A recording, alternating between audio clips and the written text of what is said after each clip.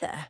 If today's joke made you smile, why not subscribe? Subscribing is free and helps keep the fun coming. I'd be delighted to have you as a friend. A nursing assistant, a floor nurse, and a charge nurse from a small nursing home were taking a lunch break in the break room.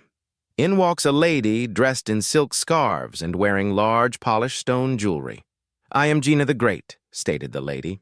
"I am so pleased with the way you have taken care of my aunt that I will now grant the next 3 wishes." With a wave of her hand and a puff of smoke, the room was filled with flowers, fruit, and bottles of drink, proving that she did have the power to grant wishes before any of the nurses could think otherwise. The nurses quickly argued among themselves as to which one would ask for the first wish. Speaking up, the nursing assistant wished first. "I wish I were on a tropical island beach with single, well-built men feeding me fruit and tending to my every need." With a puff of smoke, the nursing assistant was gone. The floor nurse went next. "I wish I were rich and retired and spending my days in my own warm cabin at a ski resort with well-groomed men feeding me cocoa and donuts." With a puff of smoke, she too was gone. "Now, what is the last wish?" asked the lady.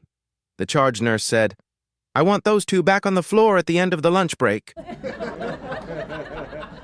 A wife arrived home after a long shopping trip and was horrified to find her husband in bed with a young lovely thing. Just as she was about to storm out of the house, her husband stopped her with these words. "Before you leave, I want you to hear how this all came about. Driving home, I saw this young girl looking poor and tired. I offered her a ride. She was hungry, so I brought her home and fed her some of the roast you had forgotten about in the refrigerator. Her shoes were worn out, so I gave her a pair of your shoes you didn't wear because they were out of style.